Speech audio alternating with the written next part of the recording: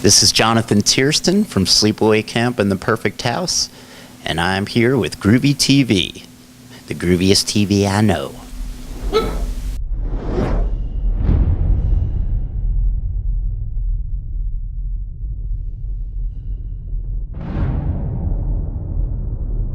Hey, this is Groovey. I'm here with Jonathan Tiersten, actor, musician, artist, just overall rad dude, here at Breckenridge Brewery in Denver, Colorado. How are you, sir? I am awesome. I'm so thrilled to be here with you. Oh, I'm stoked, man. We're having some great beers, too. I never touched that woman. I have no idea what you shot. Oh. Yes, we are. My wife's not going to see this, is she? No. She never watches anything I do. Don't tell her about it. I won't. All right, so you were one of the premier showcase artists of the Mile High Horror Film Festival. That's really freaking cool. How'd that all come about? You know, the Mile High Horror Film Festival is definitely the one that's nearest and dearest to my heart. Because I live in Colorado. I've lived here for more than 20 years. And I don't remember precisely how Tim found me all those years ago. I think it might have been through Horror Fest. That is part of Starfest. Oh, yeah. Yeah, and so I got involved the very first year, and I've done it every year but one, and I played live music for a couple, and I played a concert for the awards festival, and I was so impressed just from the get with Tim's energy and his focus, and it's really grown into something really quite extraordinary. It's awesome. Yeah, so this is a highlight for my year always. Nice. Now, if someone doesn't know, like, your entire acting career, what you've all done, tell me about it. Well, when I was a kid, I was fairly directionless. And the Pepsi-Cola people came to my high school to audition for a commercial. And basically the whole high school auditioned. And long story short, I got it. And I wasn't in any plays. I didn't do any musicals, nothing like that. And the commercial ended up being with Gabriel Kaplan, who was Welcome Back, Kotter. Yeah, Mr. Kotter. And he was really a hero of mine. A Jewish comic, performed in the Catskills. And He was amazing. oh, he's a super genius guy, and it was a basketball-themed commercial. He was an amazing basketball player. My mom brought him a bagel and lox sandwich. He looked at my mom and said, "You know, your kid's a natural." And I then proceeded to say, "Can I get an agent?" And from that moment forward, I started traveling into New York City to audition, and a year later, I had the audition for Sleepaway Camp. Nice. Yeah, it's crazy. That must have been huge when that day came. Yeah, it was great. You know, it was in the summer, and I remember I was with two friends, Diane and Simone, and I walked into the audition. Robert Hiltzik asked me to tell him off, and at first I didn't think I heard him correctly. And I said, "Seriously?" And he said, "Yeah, don't hold back." And I had a lot of rage. And so I did, and I walked out, and I looked at my two girlfriends, and I said, "I think I got it." And they said, "Really?" And I said, "Yeah." And I found out about a month later, and the rest is, as they say, history. That is awesome. And it's a classic. Everyone loves it. You're a horror icon, dude. Yeah, for many years that wasn't necessarily the case. There's a lot of really weird circumstances behind Sleepaway Camp. One of them is that people don't realize that when it came out, it was a big deal. They put it out in limited release initially, UFDC, and they screened it. I believe it was Corpus Christi, Texas, or somewhere like that, and it beat Yentl and Amityville 3D in their first weeks. Nice. And so that's when they realized that they should release it nationally. And then there were commercials on TV and the whole nine yards. And but then, years later, the whole thing sort of died down. There wasn't the internet. And a guy named Jeff Hayes had an affinity for the film and started the Sleepaway Camp website. And that's what sort of started the new revival of it. And it's bigger now than ever, and it gets bigger every year. How cool is that? it's awesome. It really is. It's funny because I had an aversion to it for many years because I was a musician and I thought it would hurt the integrity of my music, and so I would lie and tell people I wasn't in it, and and I quit the acting business in my mid-20s to move out here to Colorado, and so for this to have all come full circle in whatever circuitous route, I'm pretty good with it. Right on. Yeah. And you said you've gotten back into acting, right? Tell me about that. Again, I guess I got Sleepaway Camp to thank for it because Felissa Rose recommended me for the Perfect House, right? Which is a horror film that is now in wide release, iTunes, but now it's in Europe and Australia and the Far East and doing very well. And so I got back into it with that. I did, return to Sleepaway Camp, but I wasn't really all in at that point. With Perfect House, I was really all in, and it was such an amazing character to be able to play a serial killer with panache. Oh, yeah. I immediately connected with the character of John Dozy, and so I was just absolutely thrilled to do it. And it's freaking awesome. If you haven't seen it, you got to see it. Oh, I didn't even know you saw it. Yeah, I'm kind of scary. Actually, you're one of the nicest guys I've ever met. Well, but I saw it in a theater at a special screening with my wife, and she said, "I'm never watching that again." And I said, "Why is that?" And she said, "Well, first of all, you're a phenomenal actor." She said, "But you do things that you do when we're fighting." She said, "That made me very uncomfortable." And I said, "Oh." But so apparently that rage is still in there. It's just the other side of the coin from Ricky, Right. But there's not a character that could be farther from Ricky than John Dozy. He's very controlled. Right. Now, what about what's coming up next in the acting world? Got anything cooking in the pot? I have another film I did called Redemption with George Loros, who played Buffalo Ray Curto in The Sopranos, and Meredith Ostrom, and Barry Primus, who has worked with De Niro extensively. Barry also was on, if people remember, way back in the day with Sharon Gless. He was on Cagney and Lacey. He played her drug-addicted New York cop husband, and tells a very funny story of actually doing cocaine in an NYPD car when they were doing a scene where he was supposed to be doing cocaine, but he was actually doing cocaine. And he's surrounded by NYPD guys, and he's doing cocaine, and he's like, "I'm so paranoid." He's like, "And I also realized I'm a really terrible actor when I'm high." But to listen to him, both he and George talk about De Niro. They both know him so well and everybody in Redemption was a method actor. Okay. And that's the only reason I got the role, was because I went to NYU as a method actor.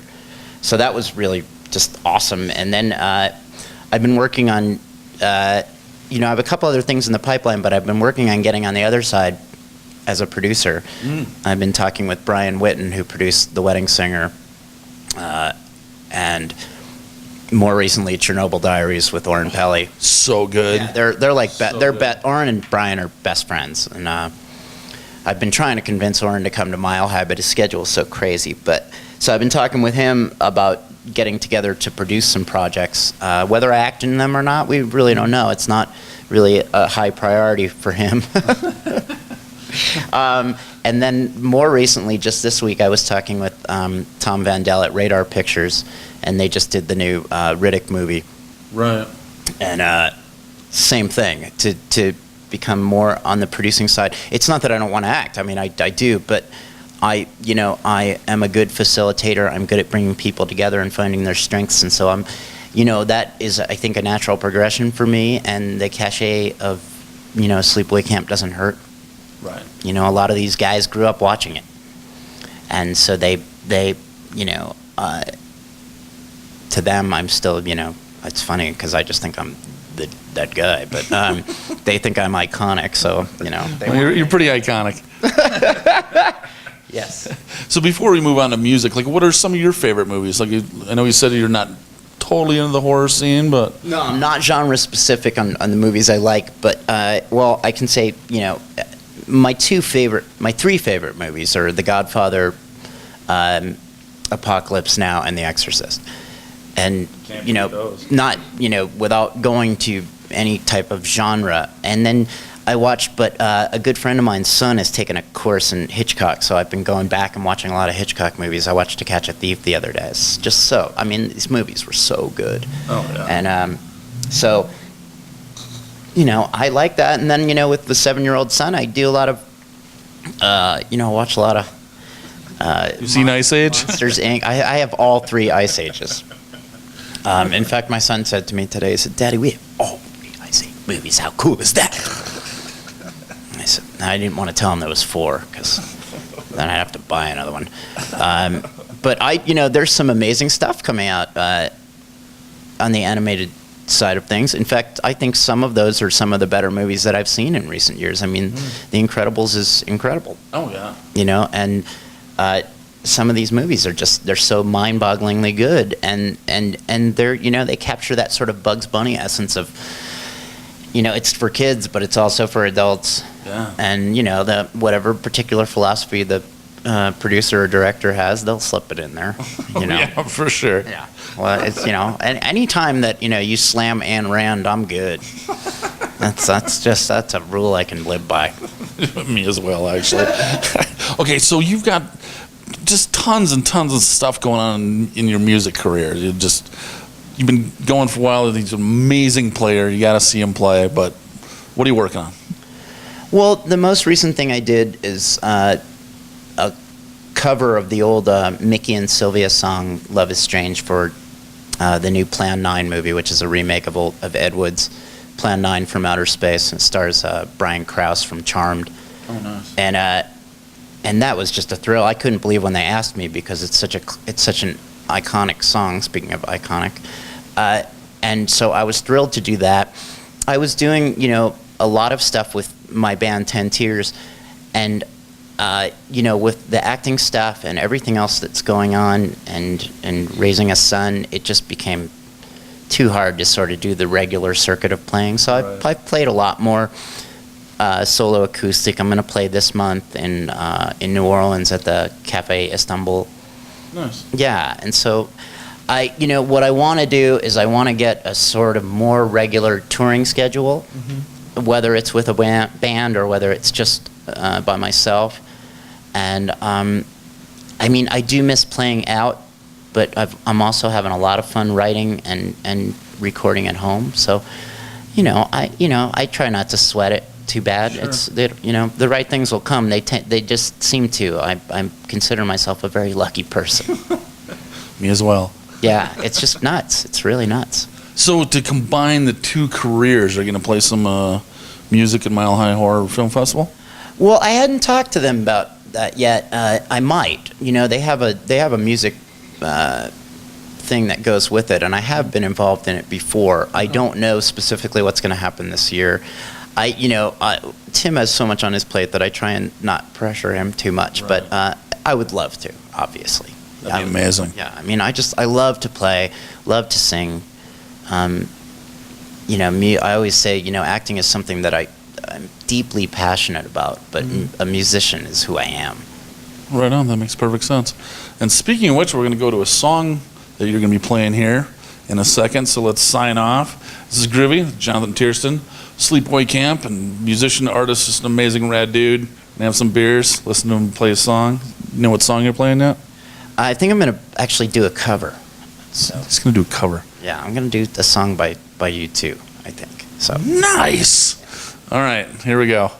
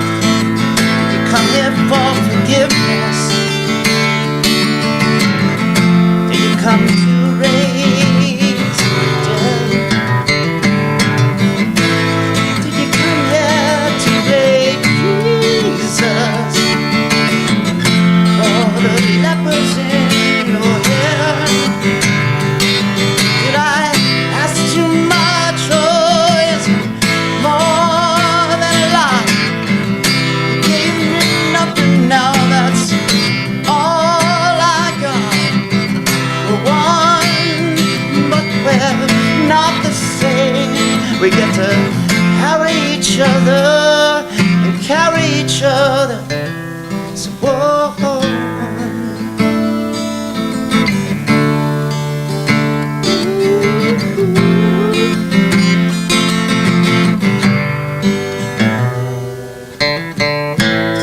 Did I disappoint you?